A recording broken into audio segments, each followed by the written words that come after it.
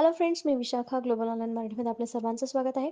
आजच्या सेशनमध्ये आपल्याला सावित्रीबाई फुले पुणे विद्यापीठ पेटसाठी प्रिपरेशन करायचे आहे. रिसर्च मेथॉलॉजीचं प्रिपरेशन आपण करणार आहोत या पेट एक्झामसाठी. MCQ थ्रू प्रिपरेशन आपण करत आहोत. ह्याचं आपलं 10वं लेक्चर आहे. ऑलरेडी 9 लेक्चर्स आपण कंप्लीट केलेले आहेत रिसर्च मेथॉलॉजीचे थ्रू MCQs आणि बऱ्यापैकी कॉन्सेप्ट तुमच्या क्लिअर झालेल्या असतील या MCQ प्रॅक्टिसमधून. आणि आता यापैकी जे क्वेश्चन्स तुम्ही प्रिपेअर केले असणार आहेत ते नक्कीच तुम्हाला येणाऱ्या एक्झाममध्ये हेल्पफुल ठरणार आहेत. So let's start with today's session. Okay, session start करण्यापूर्वी एक इम्पॉर्टंट सूचना किंवा संधी आहे त्या स्टुडंटसाठी जे स्टुडंट्स खरोखरच या एक्झामला यावर्षी टार्गेट करत आहेत आणि हे वर्ष त्यांना वाया घालवायचं नाही आहे, अशा स्टुडंट्ससाठी स्पेशली आम्ही एक फुल कोर्स घेऊन आलो आहोत स्पेशली ऑन रिसर्च मेथॉलॉजी. जसं की तुम्हाला माहिती आहे, पुणे युनिव्हर्सिटीच्या PhD एंट्रन्ससाठी सिलेबस जो आहे 50-50 आहे. 50% सिलेबस हा पूर्णपणे रिसर्च मेथॉलॉजीवरती आहे. सो त्या बेसिसवरती हा फुल कोर्स डिझाईन केलेला आहे, ज्यामध्ये तुम्हाला मिळणारे संपूर्ण अभ्यासक्रम नोट्स, संपूर्ण अभ्यासक्रमावरील लेक्चर्स, रेकॉर्डेड लेक्चर्स, त्याच्यानंतर video lectures, live lectures and plus crash course. ठीक आहे, जो क्रॅश कोर्स तुम्हाला एव्हरी वीक मिळेल, ज्या क्रॅश कोर्समध्ये एका दिवसामध्ये पूर्ण रिसर्च मेथॉलॉजी तुमची कंप्लीट होईल. रिसर्च मेथॉलॉजीचा स्टडी प्रत्येक वेळेस होईल, जे तुम्हाला हेल्पफुल ठरेल कन्सेप्ट पुन्हा पुन्हा क्लिअर करण्यासाठी. ज्याची फीस आहे 799 रुपये आणि इकडे दिलेल्या व्हॉट्सअप नंबरला मेसेज करून तुम्ही लगेचच कोर्सला जॉईन होऊ शकता आणि प्रिपरेशनला सुरुवात करू शकता. सो आजच जॉईन व्हा आणि आपल्या प्रिपरेशनला सुरुवात करा. तर युनिट 2 मधला आजचा आपला topic methodology, method, tools and techniques याच्यावरती क्वेश्चन्स कसे येऊ शकतात किंवा कसे आलेले आहेत हे आपल्याला बघायचं आहे. आजचा पहिला प्रश्न बघतोय, ANOVA technique is used in. ANOVA तंत्र वापरले गेले आहे किंवा वापरलं जातं कशामध्ये? मल्टिपल सॅम्पल्स, एकाधिक नमुने, युनिक सॅम्पल्स, अन्य नमुने, both of this, none of this. तर एनोवा टेक्निक जी आहे ती स्टॅटिस्टिकल मेथडमध्ये, स्टॅटिस्टिकल डेटामध्ये व्हेरिएबल्स वेगळे करण्यासाठी किंवा पुढच्या टेस्टसाठी व्हेरिएबल्स सेपरेट करण्यासाठी ही टेक्निक वापरली जाते. मग जास्तीत जास्त नमुने जेव्हा असतील तेव्हाच आपल्याला ही टेक्निक उपयोगी येईल किंवा त्याचा जास्त वापर केला जाईल. मग आपल्या इथं करेक्ट आन्सर काय असणार आहे? मल्टिपल सॅम्पल्स, एकाधिक नमुने जेव्हा असतात तेव्हा एनोवा टेक्निक ही वापरली जाते. वेगवेगळे व्हेरिएबल्स करण्यासाठी, सेपरेट ग्रुप फॉर्म करण्यासाठी ही टेक्निक आपण वापरतो रिसर्चमध्ये.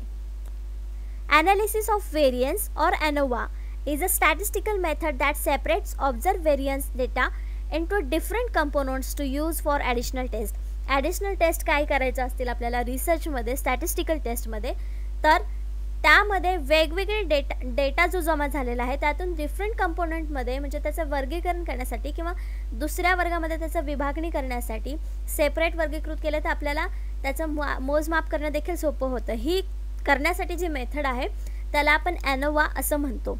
A one-way ANOVA is used for 3 or more group of data. तर ANOVA जी आहे, वन वे ANOVA जी मेथड आहे ती 3 किंवा त्यापेक्षा जास्त ग्रुपसाठी किंवा त्यापेक्षा जास्त डेटा सेपरेट करण्यासाठी किंवा त्यावर काम करण्यासाठी ही वापरले जाते. To gain information about the relationship between independent and independent variables, म्हणजे त्यांच्याबद्दल माहिती मिळवण्यासाठी ही एनोवा टेक्निक वापरली जाते. म्हणजे चल हे स्वतंत्र आहेत की इंडिपेंडंट आहेत याची माहिती देखील आपल्याला या मेथडमधून, या टेस्टमधून, एनोवामधून, टेक्निकमधून मिळणार आहे. एनोवा टेक्निक आहे हे आपल्याला लक्षात ठेवायचं आहे. नेक्स्ट क्वेश्चन बघतो आपण सेकंड नंबरचा. Schedule is a technique of collecting data through. तर शेड्यूल हे डेटा गोळा करण्याचे एक तंत्र आहे. तर इथे आपण बघतोय की शेड्यूल हे एक टूल आहे डेटा कलेक्ट करण्याचं. Is a technique of collection data. एवढं तर आपल्याला माहिती झालं की ते एक कलेक्टिंग डेटाचं एक टेक्निक आहे शेड्यूल नावाचं. मग ते कशाद्वारे वापरलं जातं किंवा कशामध्ये वापरलं गेलं आहे हे आपल्याला सांगायचं आहे. ऑप्शन्स आहेत पोस्ट, टेलिफोन, दूरध्वनी, अँड एन्युमिनेटर, ऑब्झर्वेशन, निरीक्षण. त्याचे करेक्ट आन्सर आहे ए, पोस्ट. पोस्ट जरी आता आपण बघतो की तार नावाची गोष्ट जी होती ज्याच्याद्वारे आपण इंटरव्ह्यू घेताना काही क्वेश्चन्स पाठवायचं, मग त्याचं आपल्याला आन्सर्स यायचं, ही सिस्टीम आता बंद झाली आहे. मेल थ्रू आपण जास्तीत जास्त कनेक्ट करतो, कम्युनिकेशन करत असतो, फोनवर करत असतो. पण शेड्यूल ही जी टेक्निक आहे ती आपण लेखी पद्धतीनेच वापरू शकतो. म्हणून इथं आपलं करेक्ट आन्सर आलेला आहे ए, पोस्ट. तर शेड्यूल टेक्निक काय आहे नेमकं ते बघूया. Schedule is a tool or an instrument used to collect data from the respondent while interview is conducted. जे इंटरव्ह्यू घेणार आहेत त्यांच्याकडून ह्या प्रकारचं टूल किंवा इन्स्ट्रुमेंट वापरलं जातं इंटरव्ह्यू घेत असताना. The schedule is presented by the इंटरव्ह्यूअर, म्हणजे जो इंटरव्ह्यू घेणारा आहे तो हे शेड्यूल प्रेझेंट करत असतो. The questions are asked and answer are noted down by him, जे क्वेश्चन्स आपण विचारणार आहोत किंवा विचारले गेलेले आहेत ते त्यांच्याद्वारे आपल्याकडे नोट केले जातात. Schedule contents questions, statement on which opinions are elicited and blank spaces, tables or filling up the respondents. जे रिस्पॉन्डंट्स आहेत म्हणजे आपण ज्यांचा इंटरव्ह्यू घेणार आहोत किंवा ज्यांच्याकडून आपण माहिती मिळवणार आहोत त्यांच्यामध्ये त्यांच्यासाठी हे क्वेश्चन तयार केले गेलेले असतात. त्या शेड्यूलमध्ये क्वेश्चन्स असतात, स्टेटमेंट्स असतात ज्याच्यावर त्यांचं ओपिनियन आपल्याला घ्यायचं आहे, जे आपल्याला रिसर्चमध्ये उपयोगी येणार आहे.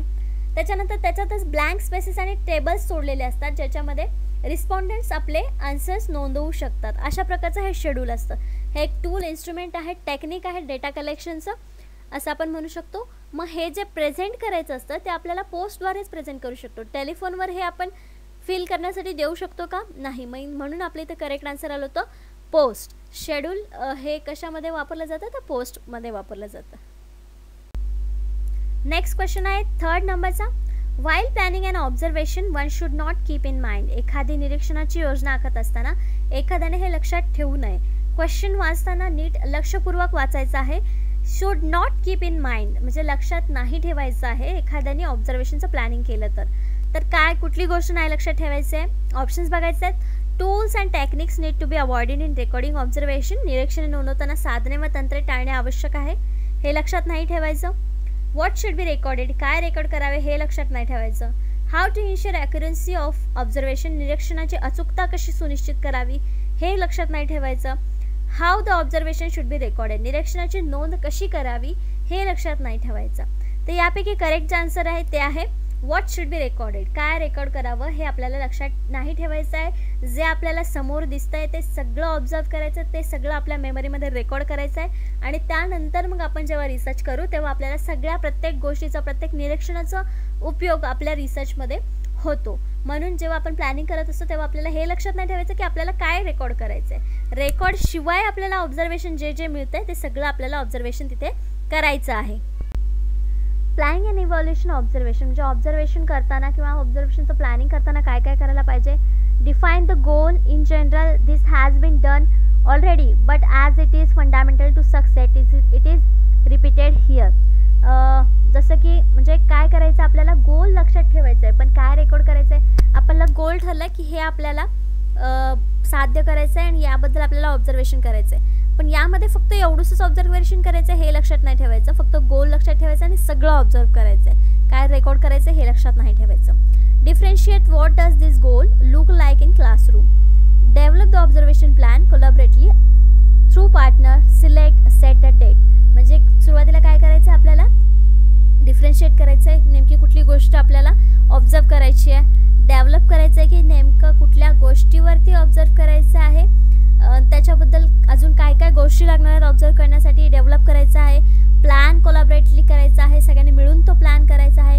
आपल्याला जे काही पार्टनर असतील किंवा आपल्यासोबत जे रिसर्च करणार आहेत त्यांना घ्यायचं आहे सोबत आणि नंतर मग एक डेट सिलेक्ट करायची आहे, वेळ सिलेक्ट करायची आहे ऑब्झर्वेशनसाठी किंवा कालावधी सेट करायचा आहे की कुठले आपल्याला ऑब्झर्वेशन करायचं आहे. नेक्स्ट क्वेश्चन बघतोय आपण 4th नंबरचा. 4 important technique use to explore the information need of user are. वापरकर्त्यांची माहिती जाणून घेण्यासाठी वापरली जाणारी 4 महत्त्वाची तंत्रे आहेत. कोणती आहेत ते आपल्याला ऑप्शन्सपैकी सांगायचे आहेत. ऑप्शन्स आहेत क्वेश्चनायर, इन्व्हेस्टिगेशन, डायरी आणि ऑब्झर्वेशन. म्हणजे प्रश्नावली, तपासणी, डायरी आणि निरीक्षण. बी आहे questionnaire, interview, diary, observation. Same आहे, फक्त इन्व्हेस्टिगेशनच्या ऐवजी इंटरव्ह्यू आहे. सी मध्ये क्वेश्चनायर, इन्व्हेस्टिगेशन, रिपोर्ट आणि ऑब्झर्वेशन. त्याच्यानंतर आहे डी नन ऑफ दी अबो. तर याचं करेक्ट आन्सर काय असेल आपलं बी क्वेश्चनायर, इंटरव्ह्यू, डायरी आणि ऑब्झर्वेशन. डायरीमधून पण आपल्याला माहिती मिळते, इंटरव्ह्यूमधून पण माहिती मिळते, क्वेश्चनायरमधून पण माहिती मिळते आणि ऑब्झर्वेशनमधून पण माहिती मिळते. या सगळ्यांमधून आपल्याला माहिती मिळू शकते म्हणून आपलं करेक्ट आन्सर जे आहे तर बी आलेलं आहे. ए मध्ये इन्व्हेस्टिगेशन आहे, जास्त तपासणीमध्ये आपल्याला जास्त एवढी माहिती मिळू शकणार नाही जेवढी या 4 ऑप्शन्समधून किंवा या 4 इम्पॉर्टंट टेक्निक्समधून आपल्याला मिळू शकते. मग सी मध्ये काय चुकीचं आहे तर इन्व्हेस्टिगेशनच तिथे पण आलेलं आहे, मग आपलं करेक्ट आन्सर इथे बी आलेला आहे. Here are the top top 6 data collection methods. तर मेथड्समध्ये कुठल्या कुठल्या अजून मेथड आहेत, टॉप 6 मेथड इथे दिलेले आहेत आपल्याला, जे आहेत फर्स्ट आहे इंटरव्ह्यू आहे, त्याच्यामध्ये मुलाखतमधून आपण डेटा गोळा करू शकतो. नेक्स्ट आहे क्वेश्चनर अँड सर्वे. क्वेश्चनर माहिती आपण क्वेश्चन देतो आणि त्याचे आन्सर्स मिळवण्याचा प्रयत्न करतो. सर्वेमध्ये पण सेम प्रोसेस आहे. ऑब्झर्वेशन तर निरीक्षण स्वतः प्रेझेंट राहून आपण करतो. डॉक्युमेंट अँड रेकॉर्ड्स, डॉक्युमेंट्सवरती जे काय ऑलरेडी डॉक्युमेंट आपल्याकडे आहेत किंवा जे लोक एखादं काम करताना डॉक्युमेंट्स तयार करून ठेवतात त्याचाही उपयोग आपल्याला डेटा कलेक्शनमध्ये होतो. मग ते मेथड देखील एक आपण यूज करू शकतो. फोकस ग्रुप्स, ओरल हिस्ट्रीज, हे सगळे जे आहेत ते डेटा कलेक्शनच्या मेथड्स आहेत. टॉप 6 मेथड्स यांना आपण म्हणू शकतो. या मेथड्सद्वारे आपण डेटा कलेक्शन करतो आणि सोप्या पद्धतीने होतं, कारण हे सगळे टेक्निक्समुळे. नेक्स्ट क्वेश्चन आहे 5th नंबरचा. Questionnaire is widely use tool in which type of research. प्रश्नावली कोणत्या प्रकारच्या संशोधनात वापरली जाते. प्रश्नावली म्हणजे काय माहिती आपल्याला, आपण प्रश्न देतो, प्रश्नांची यादी देतो आणि त्याची उत्तरं मग आपण समोरच्या व्यक्तींकडून किंवा ज्या व्यक्तींना आपण निवडलेलं आहे ॲज अ सॅम्पल म्हणून त्यांच्याकडून ही माहिती मिळवत असतो. तर ते जे क्वेश्चनर आहेत ते आपण कुठल्या टाईपच्या रिसर्चमध्ये करत असतो. ऑप्शन्स आहेत सर्वे रिसर्च, सर्वेक्षण संशोधन, एक्सपेरिमेंटल रिसर्च, प्रायोगिक संशोधन, हिस्टॉरिकल रिसर्च, ऐतिहासिक संशोधन, केस स्टडी रिसर्च. म्हणजे आपण केस स्टडी रिसर्च मराठीमध्ये आपण म्हणूया, कारण आपल्याला त्याच्यासाठी प्रकरण अभ्यास रिसर्च संशोधन हे यापेक्षा केस स्टडी हा विषय किंवा शब्द सोपा आहे म्हणून आपण केस स्टडी रिसर्चच म्हणूया. तर यामध्ये करेक्ट आन्सर जे आहे ते आहे ए सर्वे रिसर्च, सर्वेक्षण संशोधन. सर्वेक्षण संशोधन का, कारण त्याच्यामध्ये सुद्धा आपण काही क्वेश्चन्स देतो आणि लोकांकडून त्याचे आन्सर्स घेतो आणि मग त्या विषयावरचा तो आपला सर्वे होतो. मग तिथे पण आपण क्वेश्चनर यूज करतो म्हणून त्याला आपण करेक्ट आन्सर आपल्या इथे आलेला आहे सर्वे रिसर्च. सर्वे रिसर्चमध्ये आपण क्वेश्चनर जास्त यूज करतो. The questionnaire is the main instrument for collecting data in survey research. The survey research मध्ये main instrument आहे questionnaire आहे. Basically it is a set of standardized question often called items which follows a fixed scheme in order to collect individual data about one or more specific topics. Sometimes questionnaire are confused with the interviews. तर काय म्हटलेलं आहे त्यांनी आपल्याला की हा एक standard form आहे ज्याच्यामध्ये क्वेश्चन ठरलेले असतात. मग त्याच्यामध्ये आपण हे क्वेश्चन्सद्वारे आपण एका व्यक्तीसोबत म्हणजे एका सॅम्पलनी किंवा जास्त सॅम्पल्सला देखील आपण ह्या टॉपिकवरती डेटा गोळा करण्यासाठी किंवा डेटा कलेक्ट करण्यासाठी याचा वापर आपण करू शकतो क्वेश्चनरचा. Sometime questionnaire are confuse with interviews. म्हणजे काही वेळेस हे जे इंटरव्ह्यू आपण घेतो तेव्हा हे क्वेश्चनर आपल्याला कन्फ्यूज करत असतात किंवा कन्फ्यूज असतात की याचा आन्सर कसं द्यायचा आहे. काही लोकांसाठी ते क्वेश्चन्स वेगळे असू शकतात, काही लोकांसाठी ते योग्य क्वेश्चन्स असू शकतात. असे देखील अडचणी त्याच्यामध्ये येऊ शकतात. पण सर्वे रिसर्चमध्ये क्वेश्चनरचा वापर हा मेन इन्स्ट्रुमेंट म्हणून केला जातो. नेक्स्ट क्वेश्चन आहे 6 नंबरचा. Which of the following is one do not included in measure of central tendency. मध्यवर्ती प्रवृत्तीच्या उपायांमध्ये खालीलपैकी कोणत्या गोष्टीचा समावेश नाही. उपाय किंवा मेजर्स म्हणजे माप असं देखील आपण इथे घेऊ शकतो. अरिथमेटिक मीन, अंकगणित मीन, मेडियन मध्यम, मोड, स्टँडर्ड डेव्हिएशन प्रमाणित विचलन. तर included in measures of central tendency म्हणजे जे याच्यामध्ये वन डू नॉट इन्क्लुडेड म्हणजे बाकीच्या गोष्टी ज्या आहेत त्याच्यामध्ये इन्क्लूड केलेल्या आहेत. फक्त एक गोष्ट जी आहे ते ऑप्शनमध्ये नाही आहे, जी सेंट्रल टेंडन्सीमध्ये नाही आहे. त्याचं करेक्ट आन्सर जे आहे ते आहे डी स्टँडर्ड डेव्हिएशन. प्रमाणित विचलन जे आहे ते या central tendency measures of central टेंडन्सीमध्ये नाही आहेत. बाकी अरिथमेटिक मीन, मेडियन, मोड या ज्या गोष्टी आहेत त्या आपल्याला एकदा स्टॅटिस्टिक्समध्ये होऊन गेलेल्या आहेत. त्याचा देखील वापर कसा करायचा आपल्याला जेव्हा त्याचा विषय येईल किंवा आपल्या सिलेबसमध्ये जेव्हा ते असेल ते आपण वापर करून बघणार आहोत. पण त्याआधी इथे जे ऑप्शन्स आहेत किंवा मेजर्स ऑफ सेंट्रल टेंडन्सीमध्ये याचा वापर केला जातो किंवा हे इन्क्लुडेड असतात हे आपल्याला लक्षात ठेवायचं आहे. स्टँडर्ड डेव्हिएशन त्याच्यामध्ये करेक्ट आन्सर नाही म्हणून आपल्या प्रश्नाचा आन्सर जे आहे ते डी आलेलं आहे, कारण आपल्याला त्यांनी विचारलं आहे one do not included. In statistics, a central tendency is a central or typical value for a probability distribution. Probability distribution साठी ही सेंट्रल टेंडन्सी मेथड किंवा मेजर्स जे आहेत ते आपण काढतो टिपिकल व्हॅल्यू मिळवण्यासाठी. कशामध्ये? स्टॅटिस्टिक्समध्ये. It may also be called central or location of the distribution. याला आपण सेंटर किंवा लोकेशन म्हणू शकतो. डिस्ट्रीब्युशनचं जे आपल्याकडे डेटा आहे त्याचं डिस्ट्रीब्युशन काढण्याचं किंवा डिस्ट्रीब्युशन करण्याचं वर्गीकरण करण्याचं हे सेंटर आहे असं आपण म्हणू शकतो. Colloquially, measures of central tendency are often called averages. त्याला आपण ॲव्हरेजेस असं देखील म्हणतो. The term central tendency dates from late 1920s. ही टर्म्स कधी आलेली आहे आपल्याला अभ्यासामध्ये, तर 1920मध्ये, 1920च्या शेवटी. Mean, median, mode. Each of this measures calculate the location of central point using different method. वेगवेगळ्या मेथड वापरून, म्हणजे मीन, मेडियन, मोड या प्रकारच्या वेगवेगळ्या मेथड वापरून आपण जे सेंट्रल पॉईंट्स काढायचे असतात, आपल्याकडे डेटा आहे त्याचा, तर ते कॅल्क्युलेट करण्यासाठी या मेथड्स आपण वापरत असतो. Choosing the best measure of central tendency depend on the type of data you have. तर यापैकी कुठली पद्धत आपल्याला वापरायची आहे हे आपण कशावरून ठरवतो? जो आपल्याकडे डेटा जमा झालेला आहे किंवा आपल्याकडे डेटा आहे त्यावरून आपण ठरवतो की आपल्याला कुठली मेथड आपल्याला रिसर्चमध्ये वापरायची आहे सेंट्रल पॉईंट काढण्यासाठी किंवा डिस्ट्रीब्युशनसाठी. नेक्स्ट क्वेश्चन आहे 7th नंबरचा. Questionnaire is a dash dash. प्रश्नावली म्हणजे काय? डॅश डॅश आहे. काय आहे? रिसर्च मेथड आहे, संशोधन पद्धत आहे, मेजरमेंट टेक्निक आहे, मापन तंत्र आहे, tool for data collection, data संकलनाचे साधन आहे, डेटा ॲनालिसिस टेक्निक आहे, डेटा विश्लेषण तंत्र आहे. तर रिसर्च मेथड असू शकत नाही. मेजरमेंट टेक्निकमध्ये थोडंसं आपण कन्फ्यूज होऊ शकतो, पण हे एक टूल आहे डेटा कलेक्शनचं. याद्वारे आपण डेटा कलेक्शन करत असतो आणि हा आपल्याला मदत करत असतं क्वेश्चनायर डेटा कलेक्शनसाठी. आपण एक लास्ट क्वेश्चन देखील बघितला, त्याच्यामध्ये क्वेश्चनायर ही सर्वे रिसर्चमध्ये जास्त उपयोगी येते आणि हे एक महत्त्वाचं इन्स्ट्रुमेंट किंवा टूल असं आहे, वापरलं जातं सर्वे रिसर्चमध्ये, असं आपण वाचलं होतं किंवा अभ्यासलं होतं. मग इथे आपल्याला काय आन्सर यायला पाहिजे? Questionnaire is a tool for data collection, not a data analysis technique, not measurement technique और नॉट रिसर्च मेथड. म्हणून आपला करेक्ट आन्सर आहे C, tool for data collection. Data संकलनाचं साधन आहे questionnaire. The questionnaire is the main instrument for collecting data in survey research. Basically, it is a set of standard question, often called its item. तेच explanation येणार आहे की questionnaire कशी use होते आणि का ते आपलं कलेक्टिंग डेटाचा महत्त्वाचा इन्स्ट्रुमेंट आहे, का टूल जे आहे ते महत्त्वाचं काय आहे, किंवा रिसर्चमध्ये क्वेश्चनायर हे टूल म्हणून का वापरलं जातं. Same explanation with last question. Next question आहे 8 नंबरचा. How many points should be on a rating scale have. Rating स्केलमध्ये किती पॉईंट्स असावेत? सुरुवातीला रेटिंग स्केल म्हणजे काय आपल्याला माहिती पाहिजे. रेटिंग स्केल म्हणजे काय? एखादा क्वेश्चन असा असतो की तुम्हाला आत्ता आलेला मूवी किती पटीमध्ये आवडलेला आहे असा प्रश्न असल्यानंतर स्टार्स आपण देत असतो. ती एक रेटिंग स्केल झाली. म्हणजे त्या स्केल्स जे स्टार्स आहेत त्याच्यामध्ये रेटिंग स्केल असते 1 to 5. 1 to 5 मध्ये किती स्टार्स मिळाले त्याच्यावरून मूवीची क्वालिटी किंवा मूवीचा फेमस रिव्ह्यू कसा आहे तो आपल्याला समजत असतो. 5 स्टार असतील तर एकदम बेस्ट, 1 स्टार असेल तर बघण्याच्या लायक नाही आहे मूवी असं आपण ठरवत असतो. तर ती रेटिंग स्केल असते.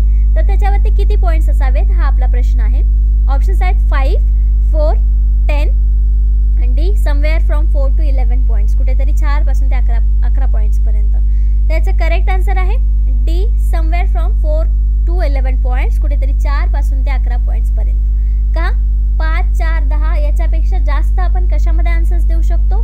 तर 4 ते 11 मध्ये. म्हणून हे जे आहे how many points should be a rating scale have, तर त्याचा करेक्ट आन्सर आहे डी. म्हणजे जास्तीत जास्त पॉईंट्स असतील तर आपण म्हणजे जो आन्सर देणार आहे किंवा मुलाखत दाता जो आहे, जो आपल्याला डेटा कलेक्ट करण्यासाठी मदत करणार आहे, डेटाची इन्फॉर्मेशन पुरवणार आहे, तो जो त्याला हे सोपं जाईल की मार्क करणं, रेट करणं. म्हणून त्याच्यासाठी हे पॉईंट्स 4 ते 11 पॉईंट्स असणे गरजेचं आहेत रेटिंग स्केलवरती. Rating scale is define as a close ended surveys question. तर रेटिंग स्केलला छोट्या वाक्यात किंवा असं काय म्हणू शकतो आपण, एक सर्वे क्वेश्चन असतो. क्लोज एंडेड म्हणजे ज्याला एंड आहे. Use to represent respondent feedback in a comparative form for a specific particular feature, product, service. म्हणजे याच्यामध्ये काय देतो आपण की रिस्पॉन्डंट जे आहेत ते फीडबॅक देत असतात एका फॉर्ममध्ये. स्पेसिफिक फीचर असो, प्रोडक्ट असो, सर्व्हिस असो, त्याच्याबद्दल हा फीडबॅक फॉर्म असू शकतो रेटिंग स्केलमध्ये. It is the one of the most establish question type for online and offline survey where the survey respondents are expected to rate or attribute for features. म्हणजे एखादा features असेल त्याच्याबद्दल जर माहिती मिळवायची असेल तर ह्या प्रकारचं टेक्निक आपण वापरू शकतो रेटिंग स्केलचं, ज्याच्यामध्ये आपण ऑनलाईन किंवा ऑफलाईन सर्वे करू शकतो. दोन्हीपैकी कशी ही पद्धत आपण रेटिंग स्केल असेल तर वापरू शकतो रेटिंग स्केलनी. जसं की आता बघतो नवीन फीचर आलं, नवीन सॉफ्टवेअर आलं, तर त्याच्याबद्दल रेटिंगसाठी ऑनलाईन प्रकारचा असा फीडबॅक घेतला जातो, ज्याला आपण क्लोज एंडेड सर्वे क्वेश्चन म्हणतो किंवा रेटिंग स्केलद्वारे हे घेतले जातात. Rating scale is a variant of popular multiple choice question. Multiple choice question सारखं असतं, म्हणजे एकच स्केल असते त्याच्यामधून आपल्याला एक करेक्ट आन्सर चॉईस करायचं असतं पण आपल्याला जे वाटतं ते स्केलवरती आपण नोंदवू शकतो. Which is widely use to gather information that provides relative information about the specific topics. हे आपल्याला प्रॉपर इन्फॉर्मेशन देत नाही, पण रिलेटिव्ह इन्फॉर्मेशन मिळवण्यासाठी मदत करतं एका स्पेसिफिक टॉपिकवरती, एका स्पेसिफिक सर्व्हिस, फीचर्स किंवा प्रोडक्टवरती. अशा प्रकारे आपण रेटिंग स्केल समजून घेऊ शकतो आणि रेटिंग स्केल काय आहे हे आपल्याला समजलं असेल. नेक्स्ट क्वेश्चन आहे 9th नंबरचा. अ histogram is a graphical representation of. Histogram हे ग्राफिकल प्रतिनिधित्व आहे. कशाचं? ऑप्शन्स आहेत the cause and effect relationship of data point, data पॉईंटचे कारण आणि परिणाम संबंध, the variation of the set of data, डेटाच्या संचामधील फरक, historical trend of critical data over the period of time, विशिष्ट कालावधीत गंभीर डेटाचा, ऐतिहासिकल, क्रिटिकल टू क्वालिटी डेटा, गुणवत्तापूर्ण डेटासाठी गंभीर किंवा महत्त्वाचा. त्याचं करेक्ट आन्सर जे आहे ते आहे B, the variation in the set of data. का? तर हिस्टोग्राम हा एकाच विषयाचा किंवा गोष्टीचा असतो, पण तो त्या वस्तूमध्ये कसा बदल झाला किंवा त्यामध्ये काय बदल झाले म्हणजे डेटाच्या संचातील बदल याच्यामध्ये आपल्याला दाखवत असतो, फरक आपल्याला इथं दाखवत असतो. म्हणून हे करेक्ट आन्सर आपला बी इथे आलेला आहे. The variation in the set of data histogram presents. A histogram is a graphical representation of data where the data is grouped into the continuous number ranges. म्हणजे कंटिन्युअस रेंजेस नंबरमध्ये हा data असतो. बारग्राफमध्ये जसं मध्ये स्पेस असतो तसा हा हिस्टोग्राममध्ये नसतो स्पेस, तो डायरेक्ट कंटिन्युअस नंबरमध्ये दिलेला असतो. And each range correspond to the vertical bar, म्हणजे वर्टिकल बारसोबत ती करस्पॉन्डन्स रेंजमध्ये असते. The horizontal axis displays the number of range. Horizontal axis जे आहे ते आपल्याला नंबरची रेंज दाखवते, तर दुसरी वर्टिकल ॲक्सिस फ्रिक्वेन्सी दाखवत असते किंवा represents the amount of data is presented in each range, म्हणजे ज्या रेंजमध्ये डेटा प्रेझेंट आहे ते आपल्याला दाखवत असते. खाली एक्झाम्पलसाठी आपण एक हिस्टोग्राम्स घेतलेला आहे ज्याच्यामध्ये हिस्टोग्राम ऑफ अरायवल्स आहे. अरायवल्स पर मिनिट दिलेला आहे आणि खाली मिनिट दिले 0 ते 12 पर्यंत आणि त्याची फ्रिक्वेन्सी दिलेली आहे की एका मिनिटाला किती अरायवल्स आहेत. जसे की पहिल्या याच्यामध्ये दाखवले 0ला 0 आहे, त्याच्यानंतर म्हणजे 1 नंबरला किंवा एका मिनिटाला 1 फ्रिक्वेन्सी आहे किंवा 1 अरायवल आहे असं दाखवतो. नेक्स्टमध्ये चेंज झालेलं आहे असं पटापट हिस्टोग्राममध्ये आपल्याला फटाफट दाखवलेले असतात नंबर्स फटाफट. बारग्राफमध्येच आपल्याला मध्ये स्पेस असतो किंवा टाईम दाखवलेला असतो, पण इथे तसं नाही आहे. पटापट कंटिन्यू नंबर्स रेंजेसमध्ये हिस्टोग्राम आपल्याला दाखवलं असतं किंवा अरायवल्स दाखवलेले आहेत. एक्झाम्पल म्हणून बघितलेलं आहे आपण. नेक्स्ट क्वेश्चन आहे 10th नंबरचा. Dash Pareto analysis is a technique for prioritizing type of sources of problems. Pareto विश्लेषण प्राधान्य देण्याचे प्रकार किंवा सामान्यांचे स्रोत असे तंत्र आहे. कशाचं तंत्र आहे हे? ऑप्शन्स आहेत कॉज अँड इफेक्ट डायग्राम, कारण आणि प्रभाव आकृती, पॅरेटो अनालिसिस म्हणजे पॅरेटो विश्लेषण, स्कॅटर डायग्राम्स स्कॅटर आकृती, अ प्रोसेस मॅप एक प्रक्रिया नकाशा. The Pareto analysis is a technique for prioritizing type of source of problem. त्याला आपण पॅरेटो ॲनालिसिस असंच म्हणतो. याचं करेक्ट आन्सर देखील बी आहे. पॅरेटो ॲनालिसिस, पॅरेटो विश्लेषण हे टेक्निक आपण प्राधान्यानं वापरतो किंवा समस्यांचा स्रोत आहे. Pareto analysis is a technique that can be use for business decision making, but it also has application in many different fields from economics to quality control. म्हणजे हे जे टेक्निक आहे पॅरेटो ॲनालिसिस टेक्निक ते business decision मेकिंगसाठी, बिझनेसमधले decision घेण्यासाठी वापरलं जातं किंवा इकॉनॉमिकमध्ये क्वालिटी कंट्रोल करण्यासाठी म्हणजे क्वालिटी नियंत्रण ठेवण्यासाठी ह्या प्रकारचं ॲप्लिकेशन आपण करतो. बाकी भरपूर फील्ड्समध्ये देखील याचा वापर केला जातो. यामध्ये 80-20 रूल आहे as a decision making technique. Decision making टेक्निकमध्ये 80-20 रूल याच्यामध्ये वापरला जातो पॅरेटो ॲनालिसिसमध्ये. Pareto analysis statistically separates limited number of input factor. याच्यामध्ये इनपुट फॅक्टर्स जे आहेत जे रिसर्चमध्ये आपण वापरणार आहोत इनपुट फॅक्टर त्याच्यामध्ये सेपरेट केले जातात, either desirable or undesirable as having a greatest impact on the आउटकमवरती आपल्याला त्याचा रिझल्ट दिसून येतो. मग त्याची इच्छेनुसार आपण टाकलेले फॅक्टर्स आहेत किंवा अनिच्छेनुसार म्हणजे अनैच्छिक देखील फॅक्टर्स त्याच्यामध्ये इनपुट झालेले असतात, तर त्यावरती देखील आपला आउटकम चांगलं दिसून येतं किंवा आपल्याला त्याचा इम्पॅक्ट चांगला दिसून येतो पॅरेटो ॲनालिसिसमुळे, पॅरेटो ॲनालिसिस टेक्निकमुळे. अशा प्रकारे याचे 10 क्वेश्चन्स आणि 10 कन्सेप्ट्स आपल्याला इथे झालेले आहेत. नेक्स्ट लेक्चरमध्ये आपण नेक्स्ट टॉपिकवरती बघणार आहोत 10 क्वेश्चन्स आणि 10 कन्सेप्ट. आजच्या सेशनसाठी धन्यवाद.